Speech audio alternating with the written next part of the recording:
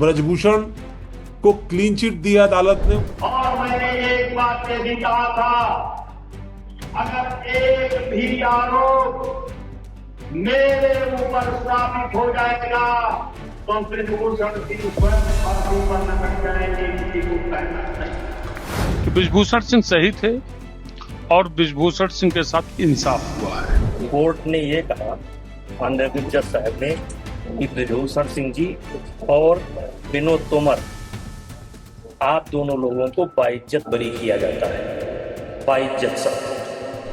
तो वे ब्रजभूषण तो इतनी बार सांसद रहे, कभी उनको लाल बत्ती नहीं मिली, पर कीर्तिवर्धन उनको जैसे ही मौका मिला केंद्रीय आला कमान ने उनको केंद्र में मंत्री बना दिया और विदेश मंत्री और पर्यावरण मंत्री जैसा अहम मंत्रालय भी उनको दिया। इस पूरे प्रकरण में ब्रजभूषण पर दोहरी मार पड़ी, अपनी पार्टी से ही दोहरी मार पड़ी। आरोप तो लग गए कि दाऊद इब्राहिम का उनसे कनेक्शन है, आरोप लगे कि वो बंदूक के बल पर, मसल पावर के दम पर वो चुनाव जीत लेते हैं। नमस्कार, स्वागत है आपका। मैं हूं अवनीश विद्यार्थी और जिन मुद्दों पर हम चर्चा करने जा रहे हैं उसमें सबसे प्रमुख मुद्दा ब्रजभूषण शरण सिंह, यूपी के दबंग बाहुबली, लोकसभा के सांसद रहे कई बार के और बीजेपी के वर्तमान में नेता हैं, लेकिन जो उनके ऊपर आरोप गंभीर लगे थे पहलवानों के यौन शोषण के मामले में, उस पर अदालत ने उनको जो है क्लीन चिट दी है, उनको बरी किया है आरोपों से। और ये बड़ी खबर इसलिए है क्योंकि ब्रजभूषण हेड ऑन लगातार इस मुद्दे से भिड़ रहे थे, अदालत के अंदर भी, अदालत के बाहर भी। उन्होंने अपने पैर पीछे नहीं हटाए, वो लगातार मुखर थे। बहुत सारी परिस्थितियों में लोग इस तरह के मुद्दों पर बोलने से बचते हैं, लेकिन ब्रजभूषण शरण सिंह ने बार बार इस मुद्दे पर बयान दिया और बार बार इस बात को आगे रखा कि मेरी छवि बिगाड़ने के लिए सारी चीजें की गई। क्या सच है क्या झूठ है तो अदालत का फैसला सामने है। हालांकि पहलवान अभी भी इस बात पर कायम है कि जो आरोप उन्होंने लगाया था वो आरोप सही है। कितने सही है हो सकता है ऊपरी अदालत में चैलेंज किया जाए। मेरे साथ देश के जाने माने पत्रकार हेमंत तिवारी जी हैं। हेमंत जी, आपका विश्लेषण क्या कहता है?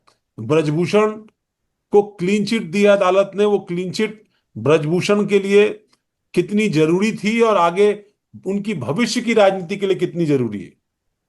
देखिए, राजनीति के लिए कितनी जरूरी थी या कितनी जरूरी है, ये प्रश्न दोयम है। पहला तो प्रश्न यह है कि ब्रजभूषण सिंह सही थे और ब्रजभूषण सिंह के साथ इंसाफ हुआ है।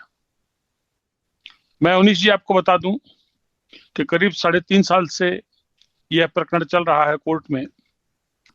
इस प्रकरण को लेकर के बड़े बवाल हुए, राष्ट्रीय अंतर्राष्ट्रीय स्तर पर तमाम चर्चाएं कुचर्चाएं हुई, लेकिन मैं आत्मश्लाघा में नहीं बोल रहा हूं, मैं अपने हृदय की बात बता रहा हूं। इस अवधि में कम से कम 10-15 बार या उससे ज्यादा बार मुझे अपना अभिमत व्यक्त करने का अवसर मिला विभिन्न प्लेटफॉर्म्स पर, मीडिया के। मैंने हमेशा एक बात कही और वो ये कि कोई और इल्जाम आप लगा लो ब्रजभूषण शरण सिंह पर, दादा होने का और कुछ भी और, लेकिन चरित्रगत आरोप अगर ब्रजभूषण शरण सिंह पर लगाया गया है तो प्रथम दृष्टया मैं अपने अनुभवों से इसको खारिज करता हूं। यह बात मैंने लगातार कही और तब कही अवनीश जी, जब मेन स्ट्रीम के बड़े बड़े मीडिया प्लेयर थे, उन पर इल्जाम चस्पा कर रहे थे और जो अंतरराष्ट्रीय स्तर पर जो रेसलिंग फेडरेशन ऑफ इंडिया से बहुत लंबे समय से जुड़े रहे हैं, उसके सर्वे सरवा रहे हैं, उनके अपमान का एक कारण बना। तो जितना मैं जानता हूं, पढ़ने के समय के बाद से लेकर के उनकी राजनीतिक सक्रियता के प्रारंभिक दिनों और इस बीच आपकी ब्रजभूषण से कभी बात हुई क्या? सांसदों ने समझा देखा, पाया। ये दुर्योग है कि मेरी उनसे बात नहीं हो पाई, लेकिन मैं उनके बारे में बहुत ऑथेंटिक तरीके से जानता था, जानता हूं, और इस बात पे कायम रहूंगा कि आज तक इतने वर्षों के सार्वजनिक जीवन में ब्रजभूषण शरण सिंह पर कभी चरित्रगत आरोप नहीं लगे। बेदाग चरित्र के रहे हैं, ठीक है, आरोप उन पे बहुत लगे, एक से बढ़कर एक लगे। बड़े बड़े माफियाओं को प्रश्रय देने का आरोप लगे। आरोप तो लग गए कि दाऊद इब्राहिम का उनसे कनेक्शन है। आरोप लगे कि वो बंदूक के बल पर, मसल पावर के दम पर वो चुनाव जीत लेते हैं। और आरोप लगे जमीन कब्जाने के, संपत्तियां बनाने के। लेकिन यह आरोप कि उन्होंने अपने चरित्र का दुरुपयोग किया है या अपने पद का दुरुपयोग करते हुए कुछ चरित्रगत अ, गलतियां की हैं, तो इस तरह के लांछन बेबुनियाद थे। मैं पहले भी कह रहा था, आज भी कह रहा हूं। दरअसल ये आरोप जो लगाए गए वो कोई मामूली लोगों द्वारा नहीं लगाए गए थे। विनेश फोगाट हो, साक्षी मलिक हो या बजरंग पूनिया हो, इन्होंने इंटरनेशनल लेवल पर भारत का नाम बनाया और बढ़ाया है। इनकी पहचान अंतर्राष्ट्रीय कुश्ती जगत में अच्छे पहलवानों के तौर पर अ, होती रही है। बहुत से लोग अपने दिमाग में ये बात मान लेंगे, भाई दबंग है, हो सकता है लड़कियों के साथ कुछ अनुचित व्यवहार कर दिया हो, कुछ ऐसा काम कर दिया हो जो चरित्र से जुड़ा हुआ हो, उनसे छेड़खानी कर दी हो। भाई खुलेआम आरोप लगाए तो महिला पहलवानों ने लगाए थे। एक बहुत बड़ा वर्ग उनके साथ खड़ा था। किस तरीके से आपने देखा, जंतर मंतर पे लंबे समय तक उनके खिलाफ धरना चला, संसद तक कूच करने की कोशिश की इन पहलवानों ने और उनके समर्थकों ने, बहुत बड़ा वितंडा खड़ा कर दिया। लेकिन एक बात जो हमने देखी कि ब्रजभूषण शरण सिंह रोए नहीं, ब्रजभूषण शरण सिंह दबे नहीं, ब्रजभूषण शरण सिंह झुके नहीं।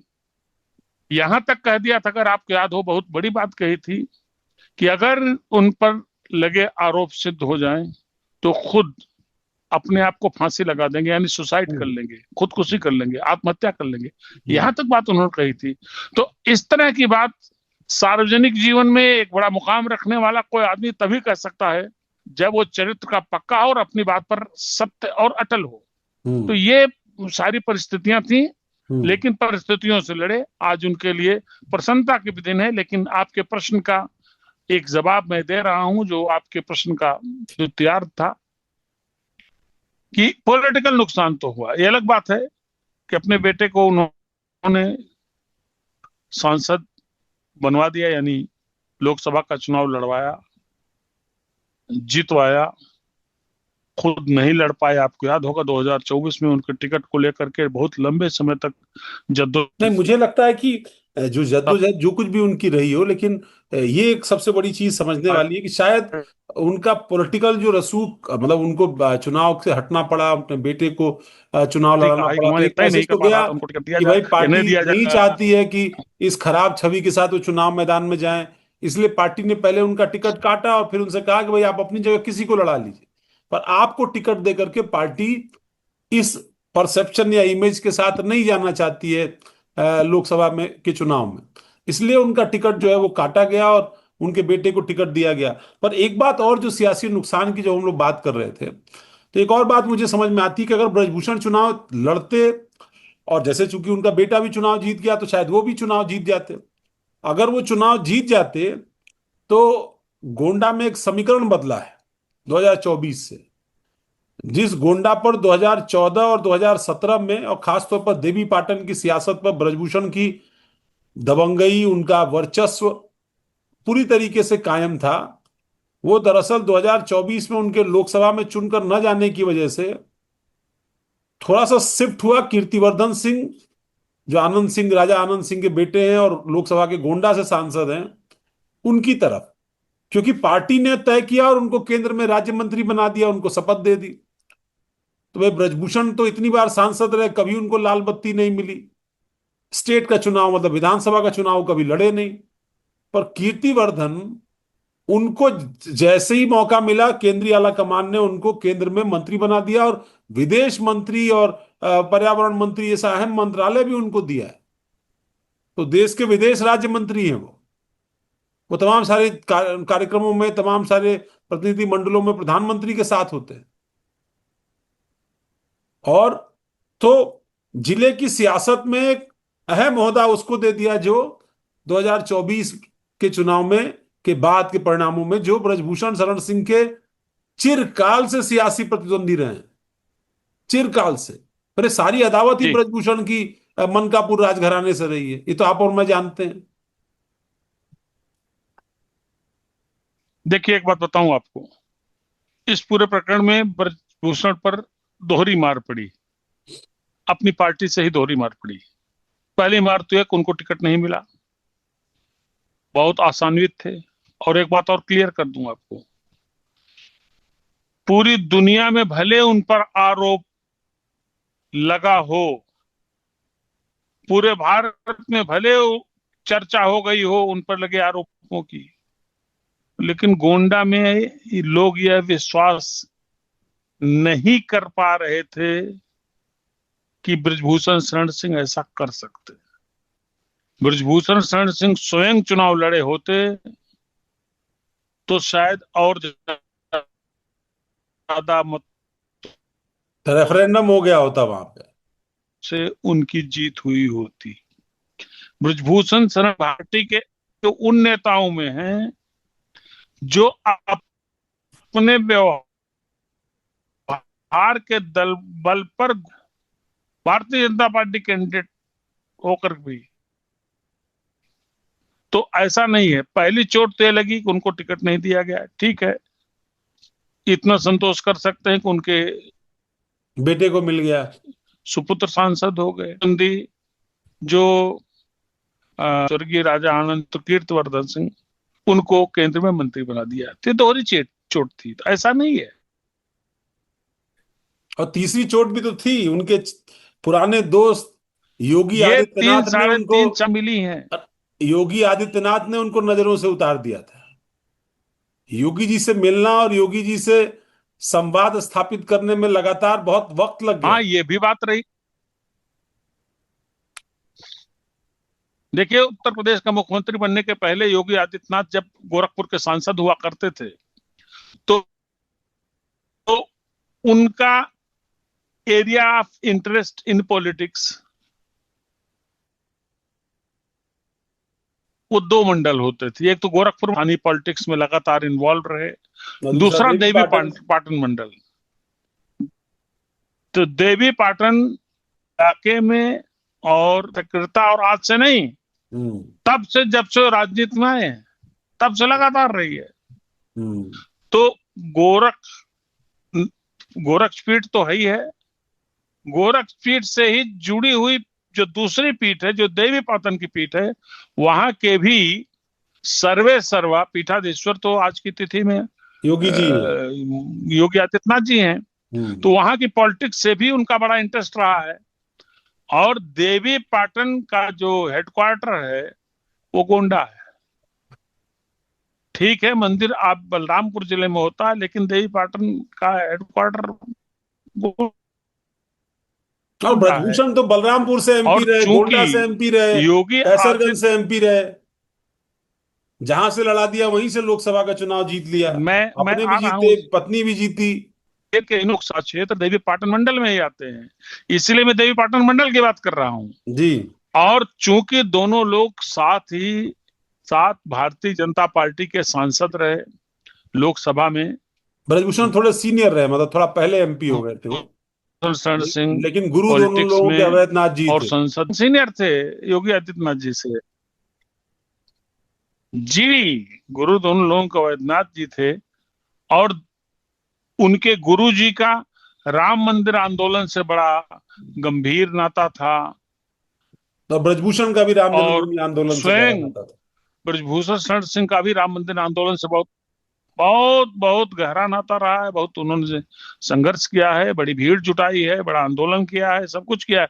तो ऐसी सूरत में योगी आदित्यनाथ जी से जब सांसद थे तो बहुत अच्छे संबंध ब्रजभूषण शरण सिंह के हुआ करते थे।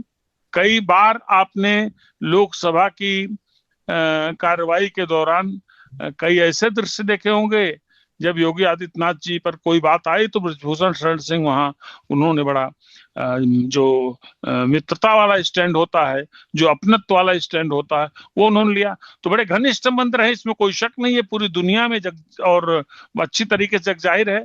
लेकिन उत्तर प्रदेश का मुख्यमंत्री बनने के बाद पता नहीं क्या हुआ कि दोनों लोगों के रिश्तों में दूरी की खबरें आम होने लगी। और सही आपने फरमाया कि जब अरसे बाद ब्रजभूषण शरण सिंह मुख्यमंत्री योगी आदित्यनाथ से मिलने उनके सरकारी आवास पर गए तो उसके बाद की तस्वीरें, उसके बाद की कहानियां, उसके बाद का कवरेज, उसके बाद मीडिया का जो प्रेजेंटेशन था वो बहुत बड़ी चर्चा का विषय बना था। तो ये बात तो रही है। तो दो तीन चोटें सही आपने कहा कि ब्रजभूषण शरण सिंह ने इस कालावधि में झेला है और आज उनके लिए एक संतोष का दिन है। ब्रजभूषण की जो राजनीतिक परिस्थिति है वो जिस रूप में सामने आई, भाई अब जश्न का तो दौर है ही, उनके लोग, उनके तमाम सारे लोग बधाई दे रहे हैं एक दूसरे का, मिठाइयाँ खिला रहे हैं उनके बेटे बेटी, तमाम सारे लोग। और कहीं ना कहीं एक माहौल बन रहा है कि जो परिस्थिति या जो चीज उनके ऊपर थोपी गई थी उसमें परिवार उनके साथ एकजुट था, उनके कार्यकर्ता उनके साथ एकजुट थे, उनके करीबी लोग दोस्त। देखिए रेसलिंग फेडरेशन पर उन्हीं का कब्जा रहा, उन्होंने अपने करीबी को वहां अध्यक्ष बना करके बिठाया, उनको अध्यक्ष पद से भी इस्तीफा देना पड़ा था और फिर चुनावी राजनीति से भी दूर हटना पड़ा था। इस बीच समाजवादी पार्टी से भी उनके रिश्तों को लेकर के बड़ी अटकलें रही, क्योंकि अखिलेश यादव ने कभी या उनकी पार्टी की तरफ से इस मामले पर ब्रजभूषण की आलोचना नहीं की गई। और यहां तक कि कहा जाता है कि 2024 में तो लोकसभा का टिकट भी जो है अखिलेश यादव ने उनके लिए कहीं एक किनारे रख दिया था और बहुत आखिरी दौर में एक दूसरे प्रत्याशी को वहां पर टिकट दिया गया और जो है ब्रजभूषण की राह वहां आसान की गई। तो और अखिलेश यादव के बारे में भी जब बयान देना होता है तो उस बयान में बड़े सॉफ्ट रहते हैं ब्रजभूषण। आपको वो हनुमानगढ़ी वाला बयान याद होगा, बाद में हालांकि उनको सफाई देनी पड़ी क्योंकि वो बयान उनके पुराने मित्र योगी आदित्यनाथ जी के खिलाफ प्रतीत होने लगा। एक नैरेटिव बना कि भाई ब्रजभूषण ने जो बयान दिया है दरअसल उन्होंने मुख्यमंत्री योगी आदित्यनाथ के बयान का काउंटर किया। तो अगले दिन आकर के ब्रजभूषण शरण सिंह को सफाई देनी जी पड़ी कि नहीं भाई, मुख्यमंत्री जी सही बोल रहे हैं, मैं उनके बयान को काट नहीं रहा हूं, वो भी सही है, मैं भी सही हूं, और जो बयान दिया था वो भी सही है। जहां तक समाजवादी पार्टी का सवाल है उनीश जी, ये तो सर्वविदित है कि ब्रजभूषण शरण सिंह समाजवादी पार्टी के सांसद रह चुके हैं, समाजवादी पार्टी में शामिल हुए थे, समाजवादी पार्टी से चुनाव लड़े थे और जीते थे। तो जाहिर सी बात है समाजवादी पार्टी के सीनियर लीडर से अगर मुलायम सिंह यादव से उनके ताल्लुकात थे तो आता है। तो इसमें कोई नई चीज नहीं थी, लेकिन ये एक बात जरूर देखने वाली है कि चर्चा ये थी कि 2024 में समाजवादी पार्टी की ओर से उनको टिकट ऑफर किया गया है, उसके बावजूद उन्होंने भारतीय जनता पार्टी छोड़ना उचित नहीं समझा। उनको इत्मीनान था, उनको भरोसा था, विश्वास था कि उनके खिलाफ जो कुछ आरोप लगाए गए हैं अदालत में इन्हें साबित एक नहीं किया बात जा कही थी सकता है हेमंत जी, क्योंकि एक बात उन्होंने कही कुछ थी गलत किया नहीं है। एक बात ऐसी कही थी सूरत में ब्रजभूषण ने, जी एक बात कही थी ब्रजभूषण शरण सिंह ने कि मैं फर्द नहीं हूं महफिल की, एक मुकम्मल महफिल हूं।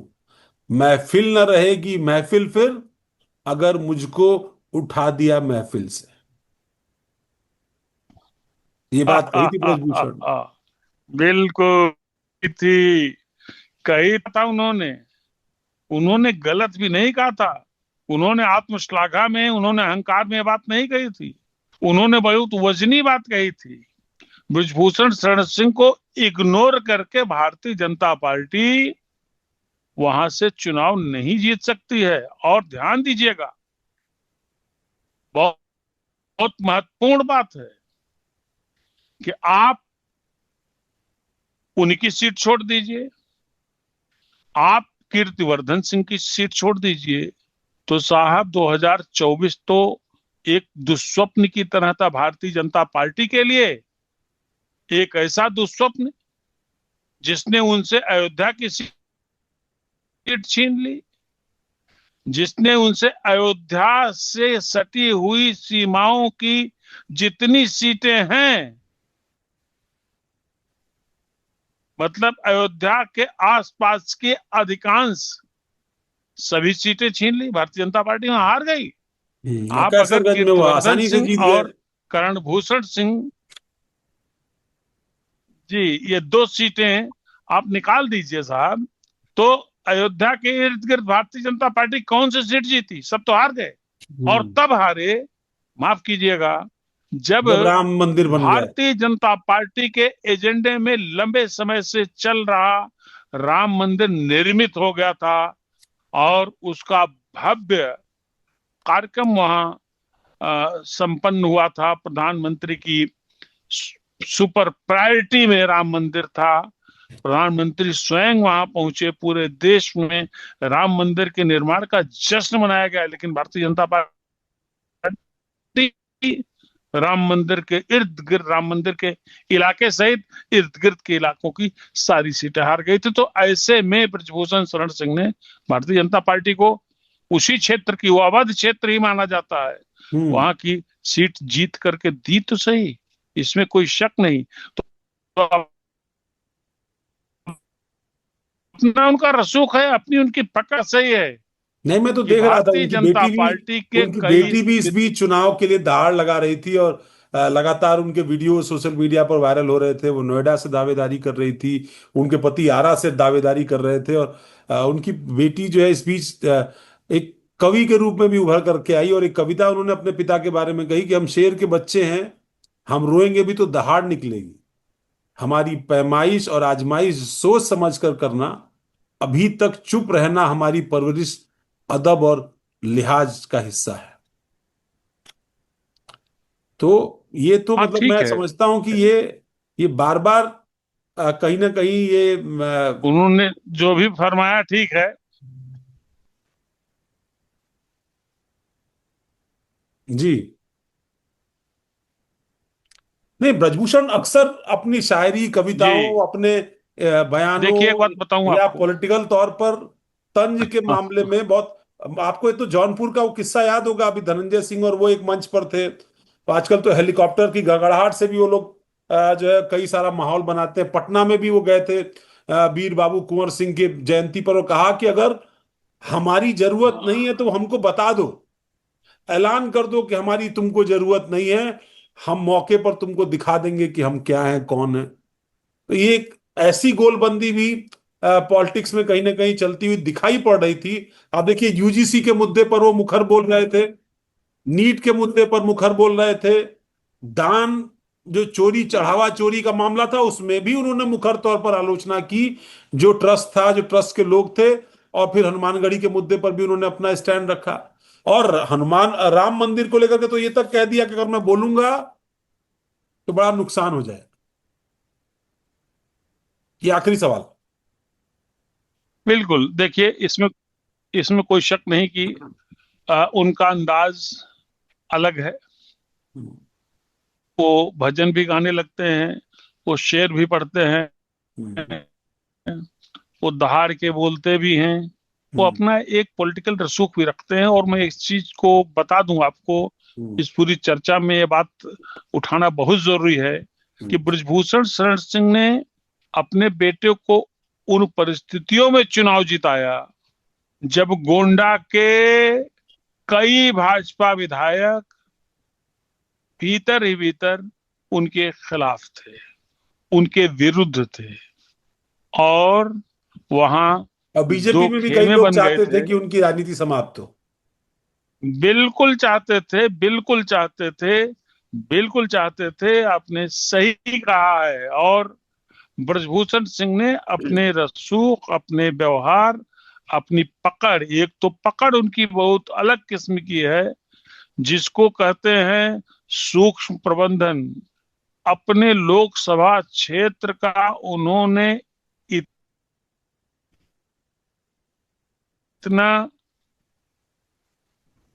बेहतर तरीके से प्रबंधन किया है कि कोई जल्दी सोच भी नहीं सकता है कि बृजभूषण को वहां से चुनाव हराया जा सके। तो साहब ऐसा है कि जब दम होता है तभी पहलवान हम ठोकता है, और ये बृजभूषण शरण सिंह पहलवान रहे हैं, पहलवानों की फेडरेशन के लंबे समय तक सदर रहे हैं, तो साहब चीजों को समझते हैं, पहलवानी का जानते दांव हैं। जानते हैं और ब्रजभूषण, दरअसल पहलवानी का हर दांव बिल्कुल जानते हैं, चित करना जानते हैं, और शायद इसीलिए 2 कदम उन्होंने पीछे हटाया, इंतजार किया, 3 साल का वक्त लगा।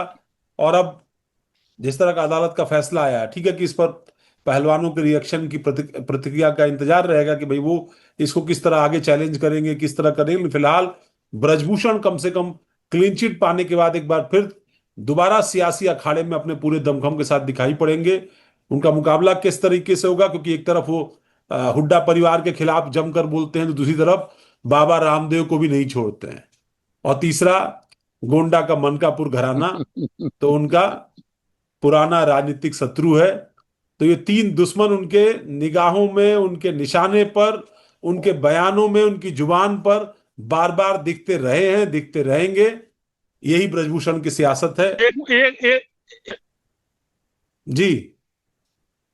मैं एक सेकंड खाली, आप कंक्लूड कर रहे हैं लेकिन मैं बीच में अवरोध उत्पन्न कर रहा हूं। आपने जो रामदेव वाली बात कही, तो रामदेव को लेकर के उन्होंने जो जुमला किया था, जो शब्द बोला था, वो शब्द वास्तव में बड़ी चर्चा का विषय था। रामदेव को लेकर के आपको याद है? अगर आपको याद हो तो बताइए उन्होंने क्या कहा था।